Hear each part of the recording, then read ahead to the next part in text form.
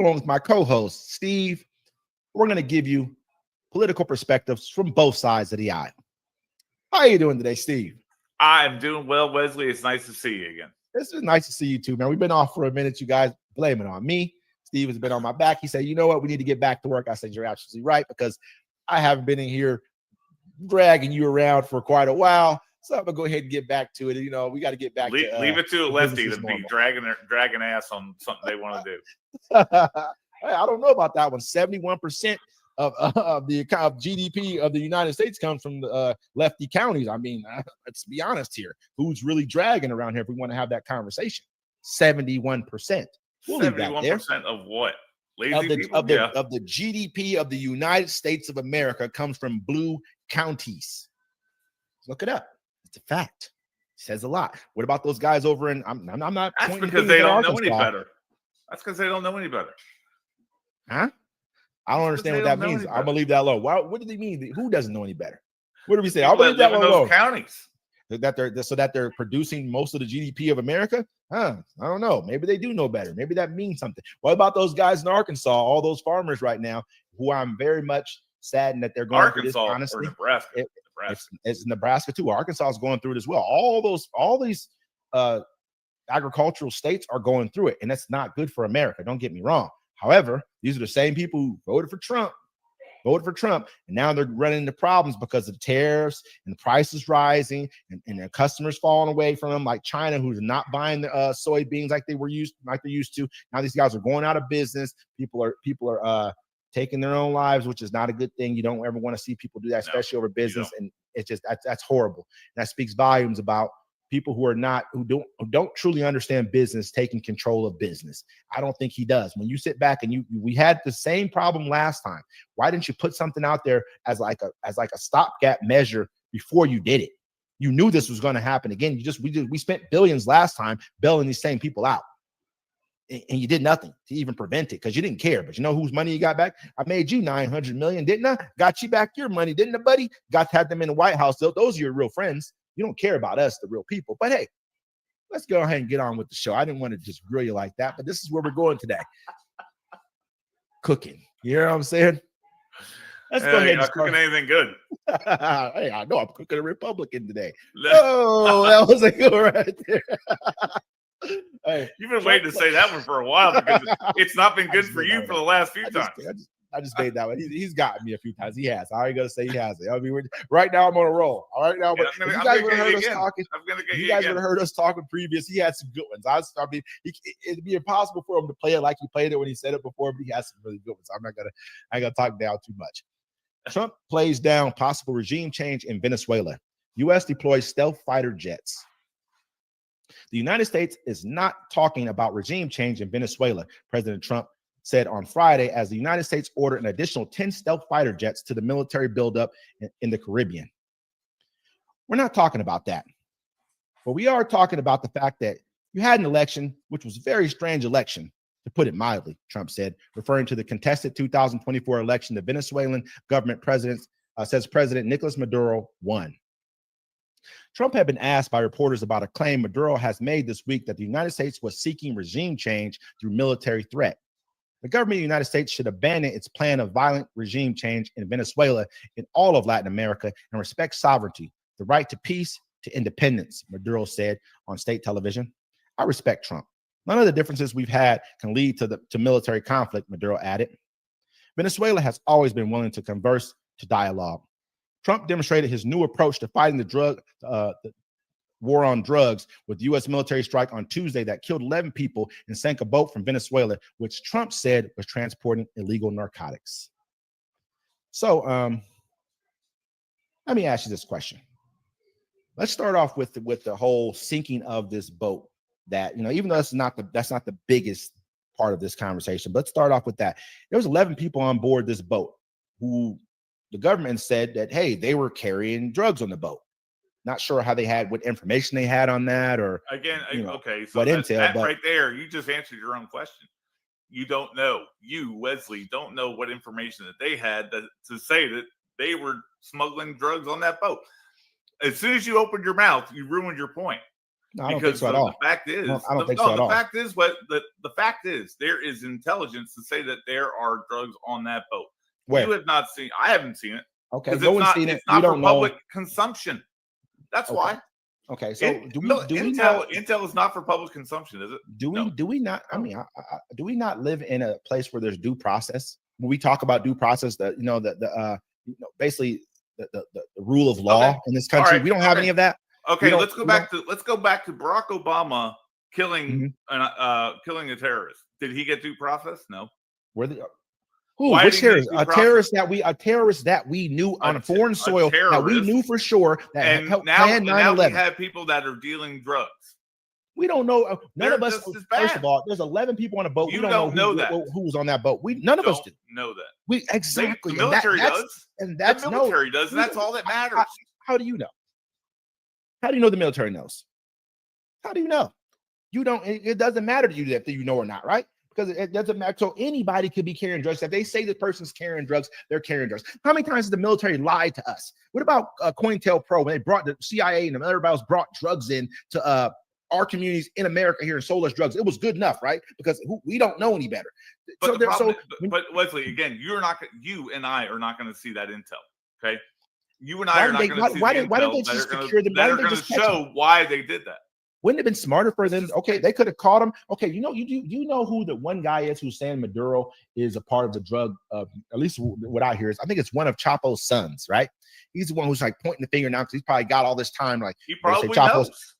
Maybe he does. Maybe he's like, you better say Chapo's, you better say Maduro, or you're going to get all this time when it's Maduro. So why wouldn't they grab these guys on this little boat, grab them up, and maybe get them to flip on this guy so we got more evidence so we all can see it? Because none of us know. They did the same thing to Manuel Noriega, and we all know they helped him get into power. They helped him do everything he had to go do to get to this point, because he was not the leader of that country at first. He was a military leader at the time, and we helped him become basically the dictator of Panama. And then we took him down after we got caught with our hands in the cookie jar running drugs into our own country. So that just, to me, we got to stop. I completely understand that, but that was what, 40 years, 30, 35 years ago. And we're using the same game. We act like we don't see the same.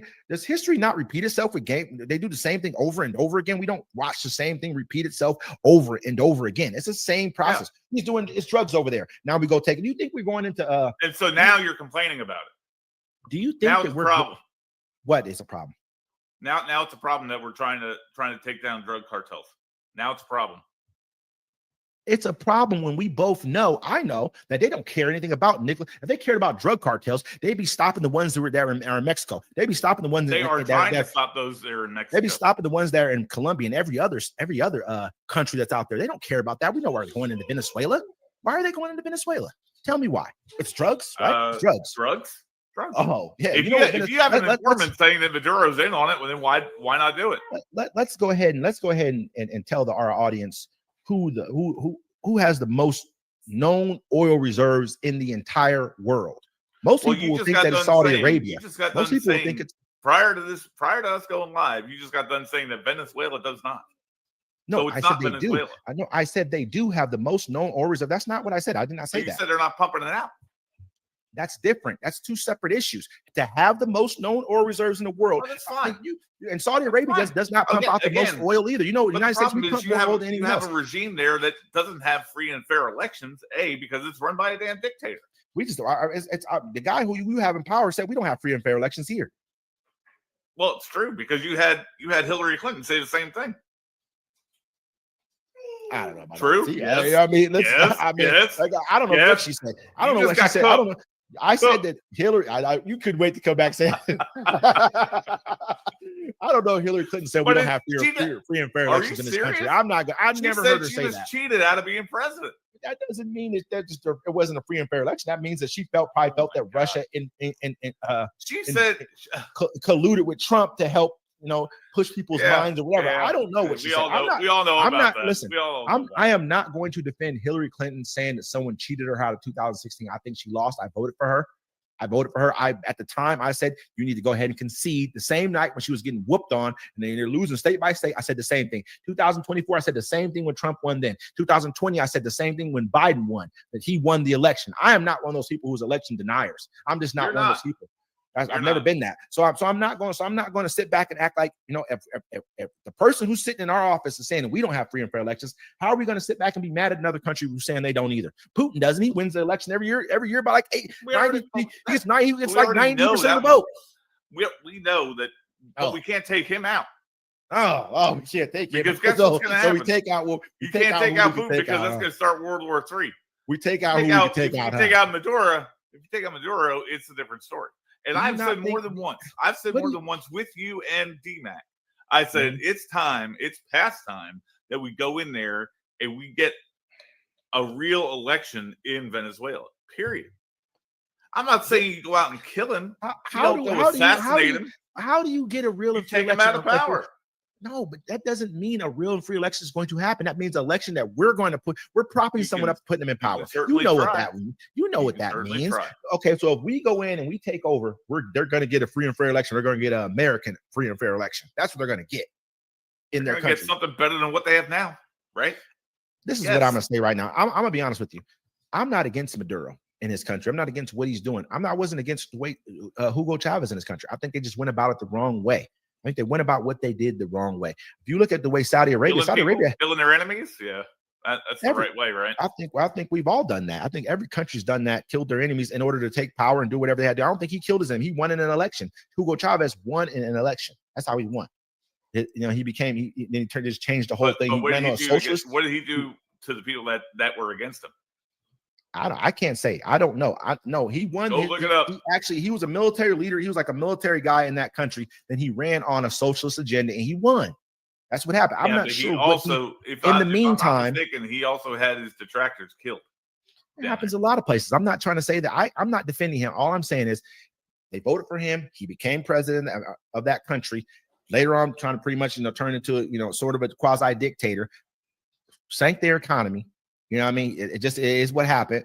There's nothing that we can do about that. I don't think that we should go in and try and regime change. Of course, I want to see Venezuela free and but you free want to too see as them well. Do well for their people, right?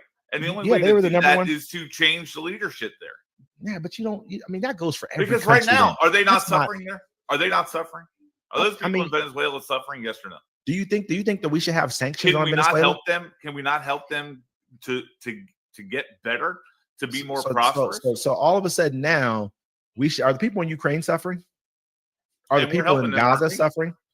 Are the people in I'm not to bring up all the whole, are those people suffering too? Are people in a bunch of other countries suffering? But you told me earlier before that it's not our job to police the world. This is what you said before. And all of a sudden you have a police brutality. What's going on giving here? Aid. That's not. USAID is. Are we not? Aid. Hold on. What happened? What's that? USAID's job was to give aid. We got rid of that. Yes, it's still there, isn't it? Yes. No, we got rid of most of all of it. No, what he did USAID is still there. He's unwound. We just defunded some of the crappy programs that it was funding. He defunded most of the programs that we had in the USAID. That were not doing anything. Sesame Street in Iraq, that was doing a lot, wasn't it? I guarantee. Drag shows in Ireland, that was doing a lot. I think Sesame Street in Iraq is a powerful thing for the United States of America. Very powerful. It's great for us. They can pay for it.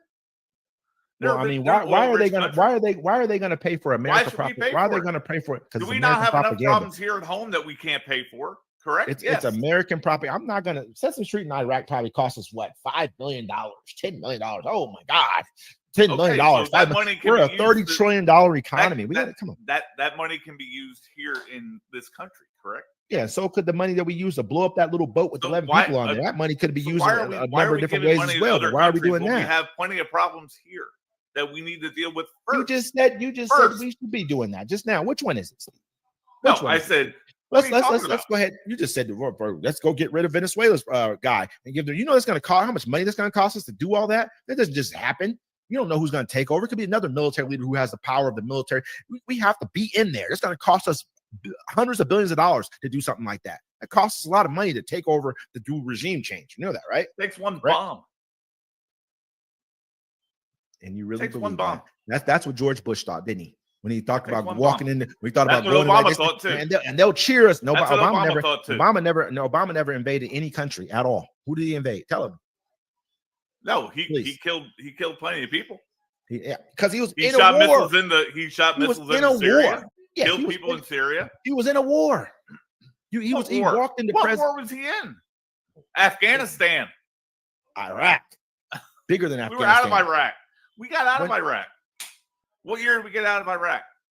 And you know what you said? What you said about me before? You don't know anything about history. You just say that you don't know anything about history. Out of Iraq?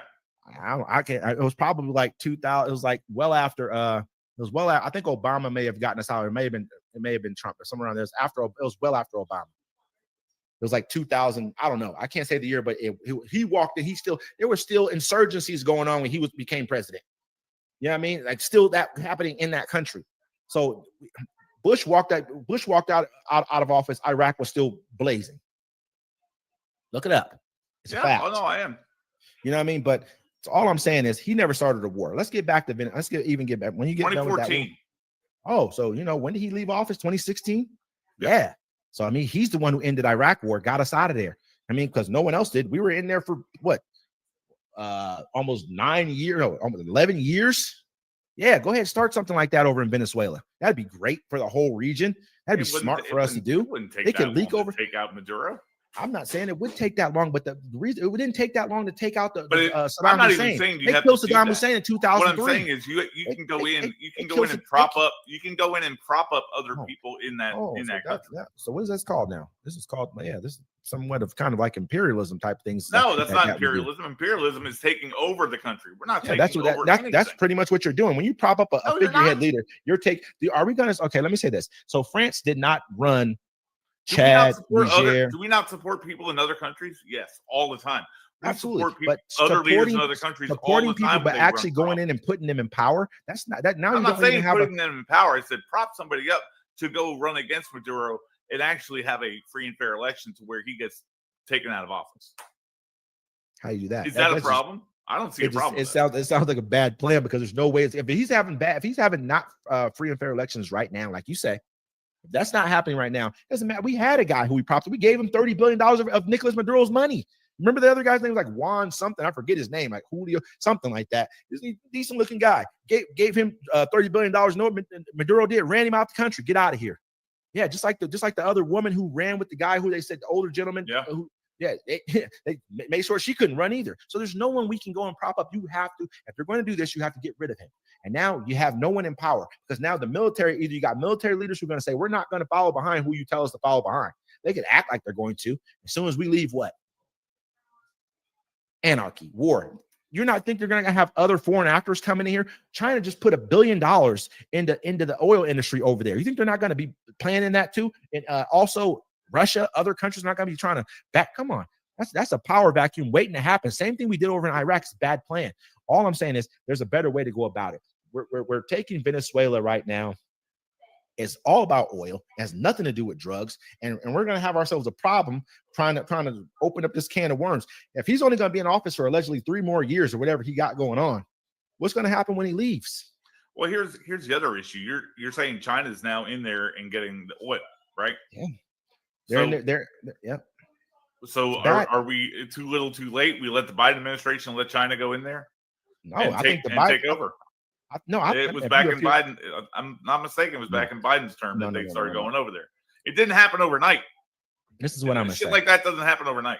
Absolutely. It's happened over a course of decades. When it's happened when we start sanctioning them to begin with. These sanctions have been going on for a long. As soon as they nationalize their oil industry, we start putting sanctions on them because you know why? Because our governments are tied to the oil industry instead of our government being like, oh, you know what? That's business. They can do what they want. Everyone has hooks into our government officials. Oh, let's put sanctions on them because they went against Exxon because Exxon's giving you money. That's why. Just like when Trump told him, hey, you give me $1 billion, I'll make sure all your problems go away. There won't be any red tape for you. Told him that. Now look what he's doing for him. He's about to go take over the you know what I mean, the platinum, the platinum egg of Venezuela to give it to the oil and gas industry. Yeah, that's what this is about. This has nothing to do with drugs. Let's be honest here. That's an easy thing to fix. It killed 2 birds with 1 stone, drugs and oil at the same time. But the problem exists. You have China rolling into Venezuela in American waters, meaning America waters. But right? they're already in our backyard. They're in Mexico. They're in every they've taken over. Do you not have to do something? Do you not have to do something? Yes, be better trade partners, be better partners to the world, be better. This is what I was talking about earlier. Partner with Maduro. You can be if you set up, if you take away, you know what, Maduro, man, we're getting rid of the sanctions. This is what we're going to do. We want to do business. This is what we're going to do. You have one dictator talking to another dictator. You have a Chinese dictator talking to a Venezuelan dictator. That's what you have.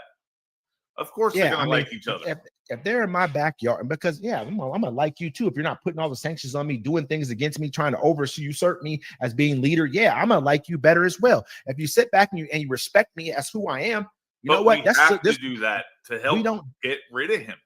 We don't have to get rid of him. You know what? I mean, because if you don't get rid of him, China's going to come over and take over the country. Period. No, that's not how it. I don't believe that's how it works. What's going to happen. I think that our insistence. And if you don't think that's what's going to happen, then you're living in a fantasy. I think that's exactly what China wants to do. Our insistence on thinking that that's the way to go about getting rid of all are just like having the world have the view that we have around the world. I think that's what's put us in this situation that we're in right now. This is why most of these countries, you have Indonesia, you have all the countries that are in the BRICS nations right now. Those are going to be the leading countries as far as GDP. All of our partners are falling. They will be falling as far as where they're at on the GDP chart. Ethiopia, countries like this are going to be in BRICS because we don't have the ideology to say, I'm going to respect you as a leader and the way you run your country, and I'm going to do business with you as far as that's concerned. I may not do all business. Somebody like Maduro, we don't respect. If we respect people like France who tell people that they cannot wear a hijab in their country because they don't want this and that going on, we should respect Maduro. Why not? We respect countries like I don't want to just pick on France, but France who raked over the coals African nations for years, took and basically, I want to use the R word, but I don't want you grape aped these countries for their natural resources. We should respect Maduro.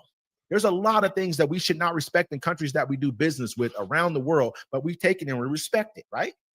So at the end of the day, you know what? Until that nation decides to vote otherwise, the best thing to do is time heals everything. Time heals everything. If a country starts to get stronger and better, even tell you who's one of the most afraid countries in the entire world, who has leaderships who are afraid, and Saudi Arabia. They're so afraid of their people saying, you know what? We want more. This is why they have all the free stuff they have now, but they're afraid. They talk openly like, hey, we're afraid of revolt. We've watched it happen to other nations all around us. I mean, so that's what time heals everything. You give people access and growth. It does not heal everything. It does not. You tell me what nation that has become prosperous that just stays under a regime that's just that is just like a very, very oppressive regime. And do not say China. Do not. Tell me who. Why can't you say China? Because they're not prosperous as a nation. They're not. Yes, they look good, but if you got 1.4 billion people, your GDP is about half what mine is, a little over half what mine is, and I only have 300 million people, 340 million people. You got 5 times more people than we do in our nation. You are not prosperous. It just sounds good. You're supposed to have that much money. You're supposed to be right there where you're at because you're poor. And we look at the poor we have in our nation. Now you tell me 5 times, imagine what their poor look like. We couldn't even think of what poor means to them. I think some of the Arab countries that have Jordan, I mean, you have the royalty, which is basically a dictatorship in Saudi Arabia. They're not doing too bad for themselves. They're not, but they're really a dictatorship. They are. And I don't care what anybody says. No, truly. That's why I said they're worried. They're worried about their people rising up against them. They said they're younger class of people. They're becoming restless and the way that things are. Well, that's more. I think they're giving more rights though too. That's not political and that's not economic. That's to me. That is political. That's political. That's political. That's political. But it's also political too. You know what I mean? It's also like it's religious and it's religious and it's political kind of combined. But you have together. You have a monarchy there, right? It's run by monarchy, and unless they overthrow that monarchy or come together with a type of parliamentary system that can, like in England, the monarchy has no power whatsoever in England, right? Most monarchies in the world don't have power anymore. Yeah, there's not because they have a parliamentary system of government, but in Saudi Arabia it's different. That monarchy has ultimate say so. Absolutely. I mean, and that's why I'm saying, that's why I brought them up, that they're worried. They have a concern that something may occur because they looked around them, and they also had like a little in our lifetime though. It's not going to happen in our lifetime. I mean, we're going to be around for a while. They got 10,000 princes over there, for crying out loud. They're not going to give that up anytime soon. You think that's not about giving it up? Is people take it? They will take it from you. They've taken it from other people in other countries. They've taken it. You know what I mean? It happens. You got to remember, most of that military over there is of either royal descent. We watched it happen upper in echelon. Libya. We watched it happen in Libya to Muammar Gaddafi. He had some of the best. Libya was a poor country. Libya was a poor country. Let me say this. Libya had some of the best social economic programs in the entire world. But some of the best. Poor ass country. I mean, for them, now they are, but for them, they were not that poor. They were not that far like removed from you got to look at it like this. For where he took over, I think he had taken over 40, 50 years ago or something like that.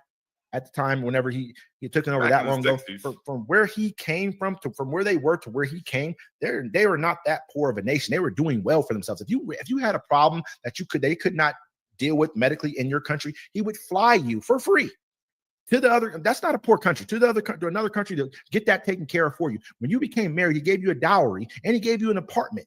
Everyone had free healthcare, education. That is not a poor nation. That is that is a developing nation, but it's not a poor country at all. Well, he had some of the every country is developing. I mean, China's developing major. India is developing major. They got a $4 or $5 trillion economy. They got the most people in the entire world, 1.5 billion. I know that China has 1.5, but they're like 1.5, 1.4, high 1.4. India's like a growing 1.5 and a half type country. They're a little bit more people. That's why it sounds the same. But they got a $4 trillion economy. And they're still extremely poor. But they're a developing country, is what I'm saying. But in the next 20, 30 years, they're already number four on the depth chart as far as GDP worldwide right now. They're going to be number two, probably in the next 30 years. Number two. China will be number one. India number two, will be number three. That's just the way it's going to plan out. And that's the way it's supposed to pan out, because we don't have as many people as they do. That's just what it is. You know what I mean? It's not like people are going to look at that as like, oh, we're going to be, oh, man. I remember one time everyone used to get mad. But anyway, we're getting off subject. Yep. Let's go ahead and reel it back in. So you believe that Venezuela. There's got to be a way to get him out of there, even if it's not military. If it's not a military way of doing it and taking him out and doing a 100% regime change, a coup, some kind of coup to take over the government there's got to be something that we can do. And I'm no longer in any kind of military status or government status or anything like that. So I don't know what they're planning. I don't know what it is that they're trying to do down there, except they got to try and keep China out, because if they don't, they're going to take that over. And at that point, you might as well take over the whole continent of South America. I mean, but they already are. Like we don't keep our eye on the ball. It's our fault. It's our fault. I mean, in the 90s, in the early 2000s, we were South America's number one trading partner. Just like every country in South America, we were their number one trading partner. We allowed that to happen by selling our jobs off, selling our businesses off overseas, let them outsource everything. It's our fault. NAFTA, baby. It's bigger than that. We're not doing good business with people. We don't know how to sit down at the table and treat people as equals. That was all in the 90s. All that business left in the 90s. Man, they left before that even. The 80s and NAFTA 70s. Was terrible. We saw. I'm from Ohio. I don't want to keep this going. I lived in Ohio, right? I watched all of our tire plants get shut down. This was going on in the 80s. They were doing this. This was happening in the 80s. Everyone was scared in their job, losing their jobs. That was where everyone worked. And this was happening in the late 70s and 80s. And it just like closed out in the 90s. Probably with the death blow was probably NAFTA. Yeah. You get what I'm saying? So this has been going on for a while. We watched China took Japan's same exact blueprint. That's why you cannot have free trade anymore. That's why you have tariffs. That's why you do that. I mean, I think that in certain things you need. I mean, maybe the tariffs aren't well designed. I'll grant you that. In certain things you do.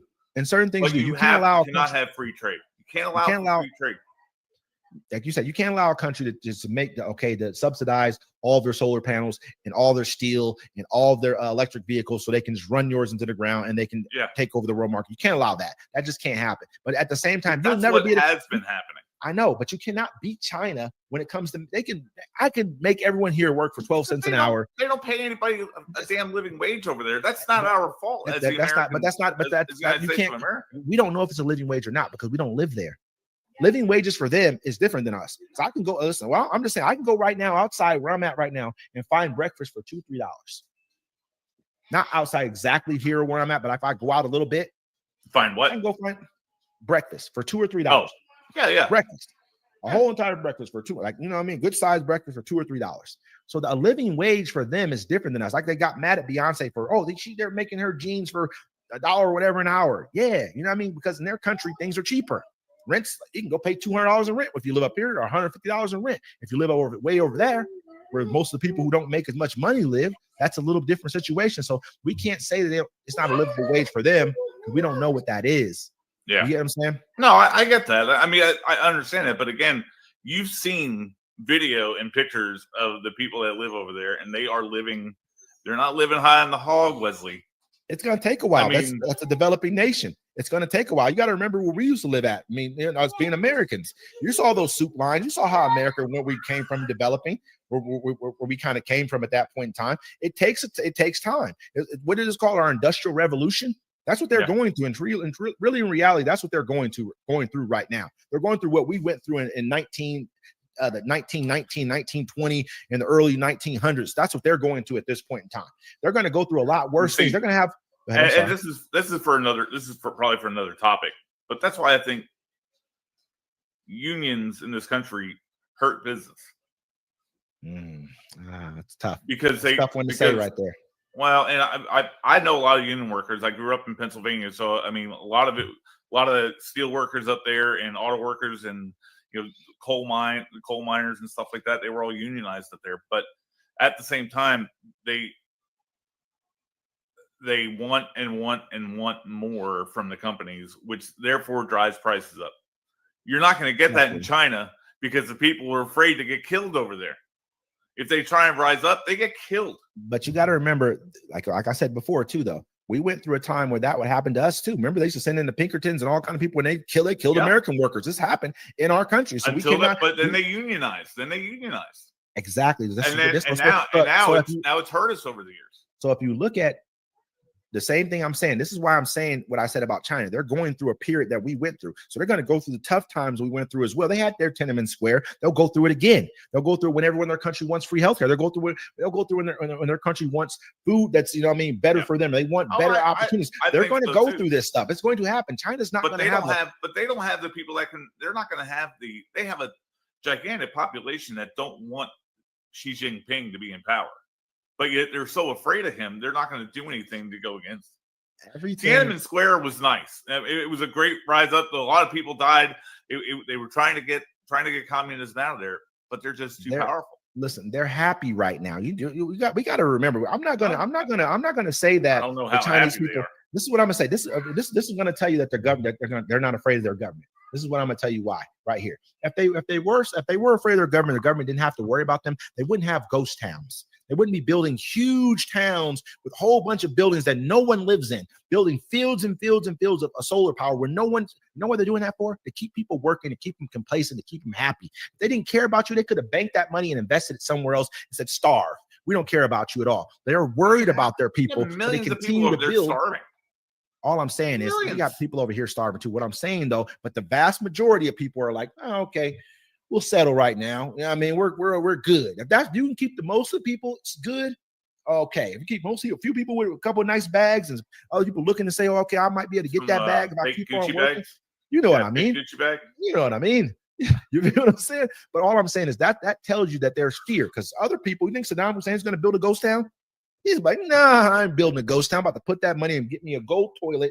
I'm going to go ahead over here. I'm going to put gold over here. Oh, you said gold. I thought you said goat at first. What's a goat toilet? No. I don't know what that is. No. But do you hear what I'm saying? Small-time toilets? I don't know. No. That too. But the gold one would be, wouldn't it? Like I was saying, but that's what he'd probably do at that juncture right there. A person like that. That shows you that. But you also have to remember, you have you're in China, you've only got a few cities in China that are actually prospering, right? Hong Kong, and that's probably the biggest one, right? And look what they're doing with Thailand. They're trying to take over Thailand, and I mean that they're trying to annex Thailand. I mean, China's playing a great game. The way they're playing their game right now, we're not playing our game the way we should be. They're out there making friends. I mean, they're doing things that are probably, we did too. Yeah, but they're making friends the wrong way. Why? Because they're undercutting everybody else, right? Which is good business, right? It's good business but they're going to wind up, and the people there are going to wind up hurting because of it. And that's the case. People where in China? No, Venezuela in South America. When they start taking over Venezuela, the rest of the dominoes are going to fall down there. They're going to have influence in all the other countries down there. They already got influence in these places. They got the BRICS. Where's Brazil? The number one part of BRICS is where? The largest country in the second largest country in all of South and North America is Brazil. By numbers, let's not, they probably got a higher GDP. I almost want to say maybe Canada, but I don't think so. I think they got a higher GDP than Canada. I'm not sure, but let's just say so this is already happening. So what we need to be doing is being better business people and projecting forward, not looking backwards. This is what we always do. This is what the same thing that us invading Venezuela, instead of doing business with them, is projecting backward, not looking forward to the future. They have over 300 billion barrels of oil, known oil reserves. We could not have to worry about our gas price. They pay cents for oil down there. It's cheap. It's a problem for us. But I don't see us going in there and taking over Venezuela. You don't need to. I know what you mean. You're right. You're right. Without some type of a military intervention. So there's got to be some kind of. I think there's got to be some kind of military intervention down there. But I mean, that's just my opinion. So. I think that. I mean, we've tried the sanctions thing, and it has not worked. They're not working. It's not budging. You know what I mean? It's because the world's changing. The dollars, it's no longer going to be just the only reserve currency that people are using. There's going to be a lot of things that are going to change. So we got to find out a different tact. I think the tact of actually treating people as equals, giving people say so, having a conversation, doing business the right way without being underhanded. That's going to go a long way for America. Yeah, and see, here's the thing, and this is my last point. Mm-hmm. When you negotiate tariffs with a country and you sit there and you actually sit down and talk to them and get them on board with what you're trying to do, China's not going to do that because China wants to sink us. Okay, so we're never going to get to the point where we can have normalized relations with that country. It's just not going to happen. Not in my lifetime. Do you think that China can stop us? You think that China can stop us from having normalized relations with any country except for maybe not even who I think Pakistan owes China more money than any other country on earth. Maybe except for like North Korea. I don't know because no one really knows what they owe them, right? Yeah. Pakistan. Do you know who does business with the United States of America? Pakistan, a lot of business. We are the big dogs. We buy the most. People want to do business with us. China's not buying everything from everybody. They might but they are the ones making the money off of selling it all. No, but what they're doing is saying, I'm going to bring you jobs. I mean, what people want to do is say, you know what? I want to start my own jobs and export somewhere. Who's the biggest buyer? Big dogs. You know what I mean? I know China's a big dog too. Don't get it wrong. But at the same time, they want to sell stuff too. So they have no problem. You get what I'm saying? People are not going to turn their nose up to doing business with the United States of America. It's just not going to happen. It's us sitting around playing big boss all the time. Well, we're going to tell you what to do, or we're not going to do business with you. It's what's going to hurt us long term. And that's what I've been saying overall. But let's move on to our next segment here. Republicans eager for Trump to expand use of military on U.S. soil. National Guard troops patrolling the streets of U.S. cities. Weapons of war deployed against international gangs suspected of drug trafficking. Military bases and resources redirected to mass immigration enforcement operations. President Donald Trump is swiftly implementing his vision of the military as an all-powerful tool for his policy goals. It's ground that presidents have hardly ever crossed outside of times of war. And experts say it's remaking the role of the most powerful military in the world and his relationship with the American public. Yet as Trump has dramatically stepped up his use of military force, fellow Republicans in Congress were authorizing for such actions it's supposed to originate have done little but cheer him on. That's giving the president significant leeway as he raises plans to send troops next to Chicago, Baltimore, and New Orleans. If I were one of those mayors, I'd be glad to have the help, said Senator Roger Wicker, Republican of Mississippi, the chair of the Senate Armed Services Committee, speaking from a Capitol building where National Guard troops were patrolling the surrounding city. I think the big city Democrats are really making a mistake. I think they're being tone deaf. Lawmakers from Louisiana, a red state that surrounds politically blue New Orleans, said it's a great idea for National Guard troops to go there next. New Orleans, like most Democrat-run cities, has a high crime rate, so it'd be helpful. House Speaker Mike Johnson, a Louisiana Republican, told the Associated Press. So, I mean, let's listen to this right here. What do you think about this whole entire sending troops into American cities? Sending the National Guard, sending Marines armed to the T into American cities, walking around with weapons of war around our kids, around our citizens as a whole, making us feel a lot less safe than what we truly are in this country. How are they less safe when you have people trying to stamp down crime? How is that making people less safe? Do you not think? Do you think the people that are carrying those guns around are just indiscriminately shooting people? What I think is this right here. Or are they out there? Are they out there being a force for the good to help the police that are actually in there working their butts off? Don't have enough support because they can't, because you have all these blue cities that have wanted to defund police. When I look at troops being involved in anything, American troops, and I look at military in the streets, that makes me feel a lot less safe at any given moment, especially when I know they've been giving policing. Because okay, what you as a military? They're just augmenting the police. How is that making more people unsafe? You as a military man, what is the police? Well, I mean, not the police. I'm sorry, the military. What are the military? What are they known as? A hammer, correct? A hammer. No, a hammer. No, this is military people all over said that the military should never be deployed against United States citizens because they are a hammer. They are not good with policing. They are not built for policing. They're built to be hammers. This. The military has military police units, goodness. brigades, battalions that go out and they. Oh my gosh! Oh my gosh! Oh my! Have you ever been? I know about the military police. Unit? I know what the military police. I live in a place that probably has some of the most military per capita anywhere in the world. We have like 5 bases right around my city where I live. But the point I'm making is they're there to augment. They're not there to terrorize. MPs are not who they're sending in there. Cities. MPs are not who they're. But these people are being used. It's like saying a person who is built for war to go in here and not only that, but they're National Guard units. They're weekend warriors. Okay, they're not out there being hammers. They're not just the hammers. They're not just sending in National Guards. Are you saying that our National Guard troops are not trained as not saying exactly like, but they're not trained like military units at all? They're not. They're not ready for war. They're not sent into war zones at all. Be careful. You're going to talk down about your fellow. You're going to talk down about your fellow. No, this is not talking down. I've known reservists. My dad was a reservist for years. He was definitely not trained up to be somebody that goes and gets deployed overseas all the time. But they go though. I'm not saying they don't go. They go, but they do. But the National Guard usually doesn't.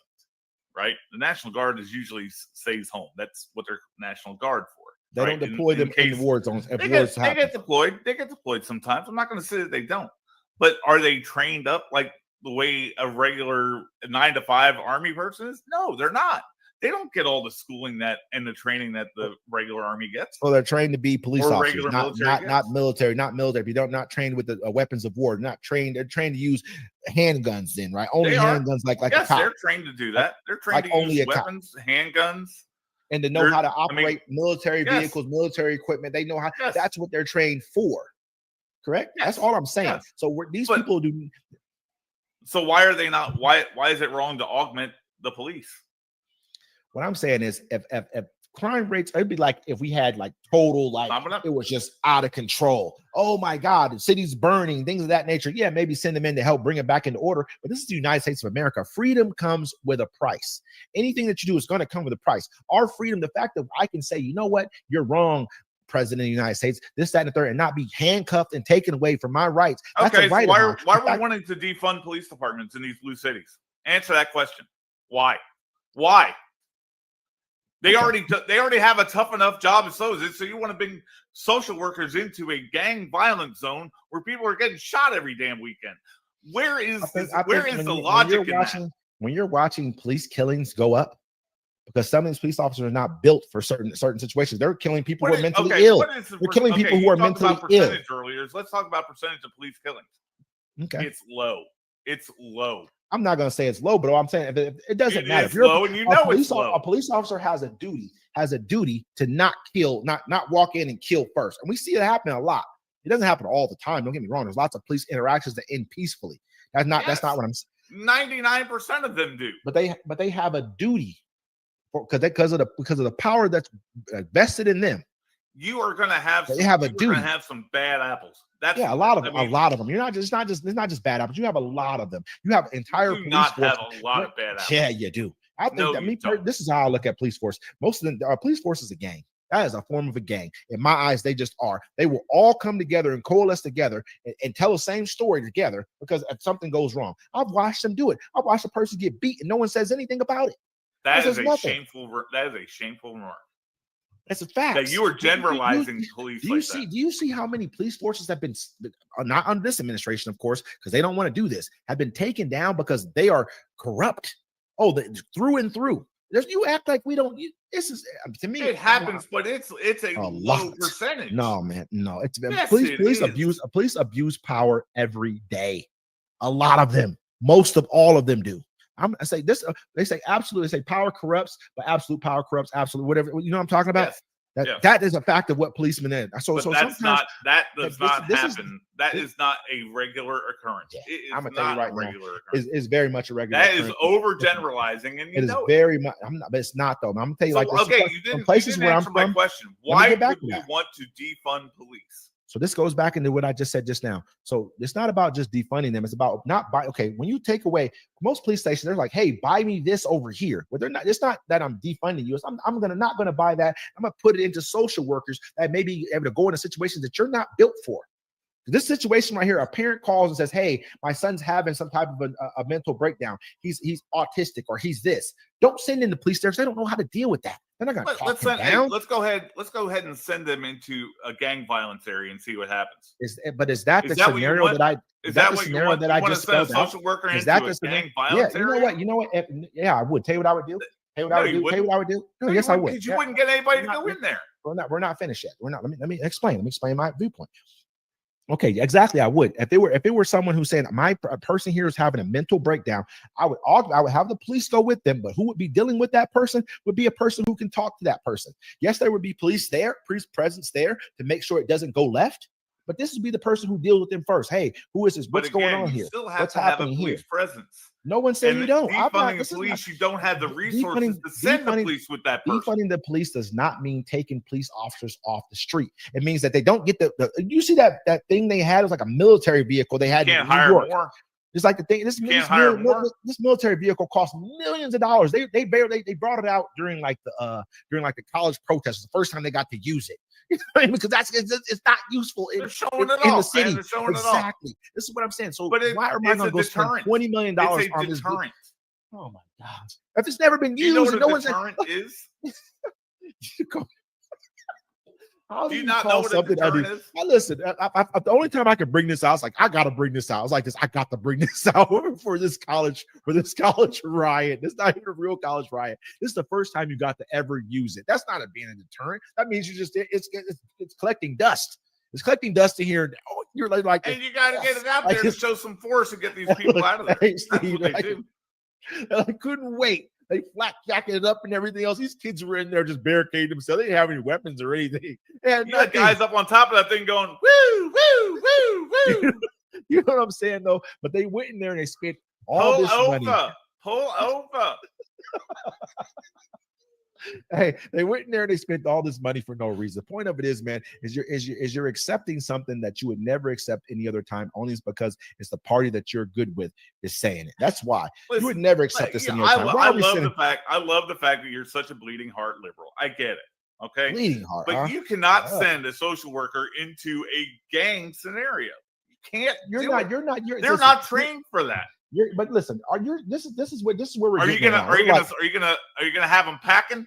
You can have those social workers packing. Yeah, because they're not just social workers. They'll also be working for the police.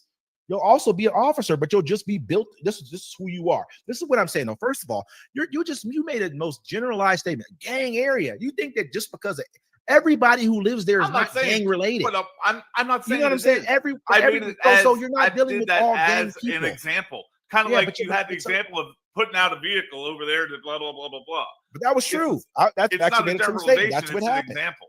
But that's what happened. It's an example. You're not going to have a social worker go downtown in the middle of Chicago during a gang fight and say, break it up, fellas. Break it up, fellas. Let's stop it. We don't want another Juicy Smollett incident on our hands. You got it right. I think you're going to be able to pull that one off. But you pulled it off. You pulled it off right there. We don't need another Juicy Smollett incident. Hey, back off, listen, fellas. What I'm saying though is that no MAGA hats and that's the kind of thinking right there. Listen, that's the kind of thinking right there that gets us. That's the kind of thinking that gets us. When a person actually, the thinking about like gang area.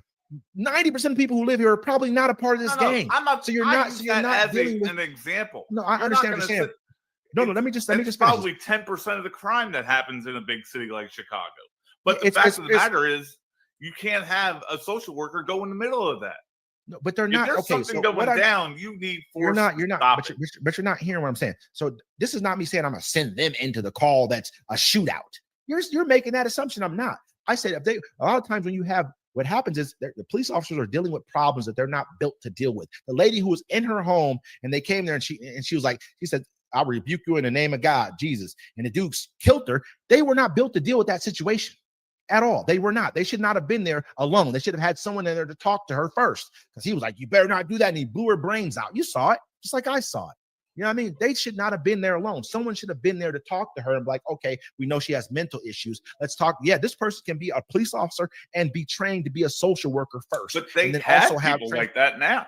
They already have people like that. So when they talk about defunding the police, they're talking about taking them away.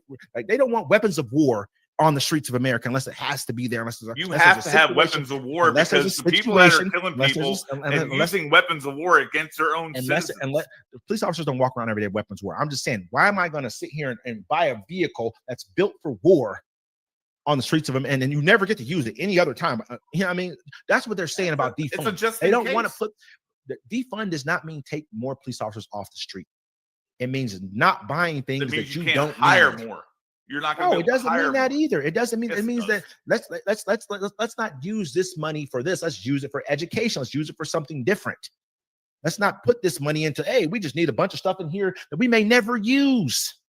We got bazookas and everything that you ain't even ever going to use. What do we need that for? Bazookas, maybe bazookas. You know, that's how you think too. That's the crazy part. But they don't really make bazookas anymore, man. I'm just saying, brother. And you know what I'm talking about. It could be a rocket launcher. It could be anything, any number of anything. You know what I'm talking about.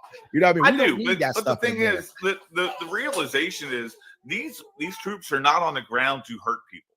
Okay, you're making it sound like these guys are going out and trying to arrest people just to arrest them and shoot them down like dogs. That's not what's happening.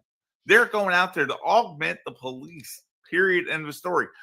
Probably 90% of them don't even have police action to where they can arrest people.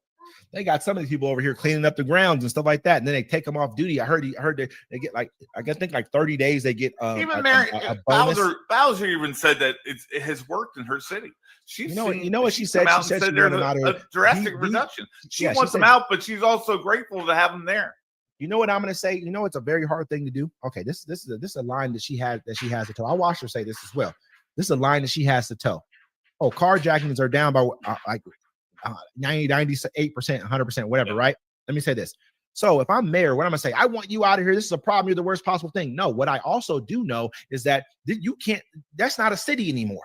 You're a militarized dictatorship at that point in time. You're not a city anymore. That's just what it is. We both know there's a price that comes along with freedom, and we're not. We're not. That's a fact. That is a fact. So if we militarize, we're not making people stay in their. The National Guard's not making people stay in their damn homes. So if people are actually getting out and doing more stuff because of them. So if we militarize, that's been widely reported. You know what happens? More restaurants. There's people going to more restaurants now. You know what I see? We're seeing a direct reflection of them making more money. You know the difference of what I saw in what they did in like Georgetown neighborhoods versus what they did in black neighborhoods. They're walking up to guys like, "Hey man, what's going on? What's your name? What you got going on over here?" Trump wants us to come over here and check out neighborhoods. They want to interact with the people, like, you know what I mean? But it's a different type of interaction. They're not talking to these people. They're not walking up talking to these guys over here, but they want to walk up and talk to these people. It's a different interaction. That's what you don't see. Okay, so I understand that, but why do you think they have to handle it differently there? Because the majority of the crime is happening in those areas, right? Well, I mean, this is what I'm gonna say. No, I think that there's a perception of you're going to have more crime here than you will in Georgetown, correct? Absolutely. Yeah. So that means that they need to walk up to these people and try to cause interaction with these people for what? What do you mean cause interaction? Like, I don't want I'm an American citizen. I don't want anyone, military, police, anyone walking up to me and talking to me about anything. For what? Why would I want that? Why would I want that? Why? You don't want to have good relations with your citizens? No, I mean this is what I'm saying. This is what no. You don't want to have it always be contentious between them. This is what I know. I mean, it's just the way it's been for a long time. It's very much like that. That's what you don't see. It's very much like that. I know the difference between someone who wants a good relation with me. I've watched it happen. I've owned businesses where I've dealt with people who police officers want a good relationship. They came up there, they wanted good relations. I've dealt with other ones who parked their cars in the drive-through lane and went out and chased somebody who they could have parked somewhere else. They did things on purpose. You know, I mean, it's a very different line. I've seen it happen on a number of different occasions. I'll give you that. But that's not how it is all the time. You're overgeneralizing that police do that, but you don't. But just because we live in different worlds at the same time too. I've dealt with a number of I've seen bad things, man. A lot of bad things in my life. You probably have done bad things yourself. I have. No, don't get me wrong. I have. But I'm not even talking about things in my life that I did. I'm talking about seeing it from someone else's perspective. No, I get what happened to them. I've seen it. I'm like, okay, so America. I don't every day right now. I don't talk to cops. What I want to talk to them for? What I want the military walking to be? Because most of the time I'm in the airport, right? Let's just say I flew back into because those cops are out there to try and keep you safe, right? Is that not their job? Is that not their job? Is to try and keep the community safe? So why would you not want to interact with somebody who's trying to keep you safe and say thank you? Just like you go up to a veteran and say thank you for your service. I don't have anything to say to them. You do what you're doing over here, and I'm gonna live my life. That's my freedom in this country. I don't need to interact with you because half the time that interaction becomes something else. I could get into a bunch of stories where people walked up and said, "You fit the description of this. Stand, get up against the wall. This X, Y, Z." I'm coming off of work. I worked in putting on the decks on the jumbo ferries. It's like 1:00 in the morning. I'm just getting home off the ferry. I got a hard hat in my hand, the whole get up.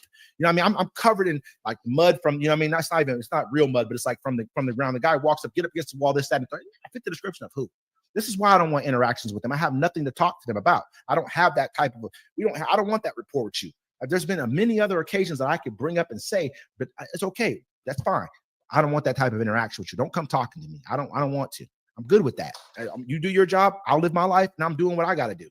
So that interactions are not the same peaceful interactions everyone else gets. But you open the door to that happening and more harassment happening in these neighborhoods, and you're going to say it's fine because that's where the crime is. Oh, it's fine that they go do this because that's where the crime is. It's fine they do this to people over here. But here's the issue: if you do have a certain crime that has taken place, and you have somebody, it's their duty, correct? Duty to go and find the perpetrator, correct?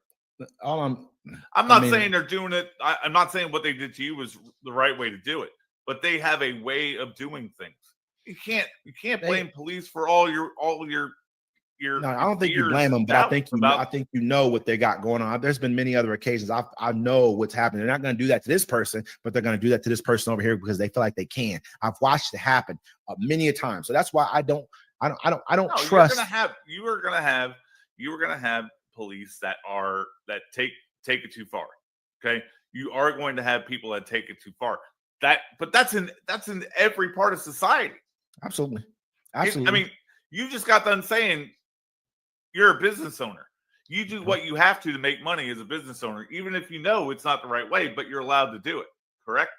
That's going. I'm not going to say that. I wouldn't say that, but I know what you mean, though. I get what you're saying, but I'm not. I mean, you're gonna have in any part of life, you're gonna have people that take advantage of the situation. You're gonna have people that are gonna overpower other people. That's a lot different when it comes to life or death. You're a property owner, right? You're a property owner. It's a life or death situation. You could sit there and say, okay, I need more money next week, so I'm going to raise your rent. That's power over those people. You have the power over those people, and you take advantage of that power over those people. Happens every day. Yeah, but that's not how it goes. That's not how it goes though. When you raise someone, happen. It happens, but it's not happening like it's not how it goes. But you know, it's different between. It's not different between someone taking your life though, or putting you in prison for a number of years because what they said versus what's true, or something like that. That's totally different than a person saying, you know what, I'm gonna raise your rent. That's not gonna kill you. It may make you homeless. It may do something else, put you some other changes, but it ain't gonna kill you, and it ain't gonna put you in. No, but it's power though. It's not. I'm not saying it's a false equivalency. It is right. It is a little bit, but what I'm saying is it's about power, right? Yeah, absolutely. The more power somebody has over another person, that's where it goes wrong. The problem is now you're bringing in troops into this type of a situation, and now you're making it normalizing the fact that military. It's not normalizing anything. You have it in one city right now, one city. And honestly, if Chicago was smart, they'd say, "Hey, can you send me 300 troops?" I'm not asking for anything. I would not deal with them. I think they're doing a good enough job. I think the people of Chicago vote for what they want in that city. They vote for the people who they want. Chicago want it. Oh no, they don't. No, they don't. Oh my God! No, you know how bad people in Washington D.C. don't even want it. People in D.C. don't even want it. They have it there. That's not even more money out there now. They've done polls already, man, and this is not even you just did what you normally do right there, which is just you want to go look at the statistics of people in Chicago that are sick of people getting killed in their own city. Absolutely. I think everyone is sick. Those are the people that want America. I think America is sick. And that's a majority of the people in Chicago that want that. I think America is sick of people getting killed. But that means we give up our freedoms for that. You give up your freedom for to stop. It's not giving up for a little while. What freedom are you giving up? What freedom are you giving up? Do you have the freedom to walk out around the town and do what you're going to do every single day? Yes, you do. I'd have that freedom right now. That. I have that freedom right now. Law. They're not telling you it's a 9 o'clock curfew. You have to be in your home. Are they? No. You don't. What freedom are you losing? You don't. I mean, okay. First of all, they have checkpoints. What freedom are you losing, Wesley? They're bringing in checkpoints. Freedom to not have military troops in my streets. That's the number one freedom that I'm using. That is definitely a freedom. That is definitely a freedom. And at the same time, we act like we don't understand that once those troops are in the streets, how can they not? So you cannot turn them against the American people. So you can. If I'm being their freedom. So if I'm being put up with more, I have to put up with more checkpoints in my city.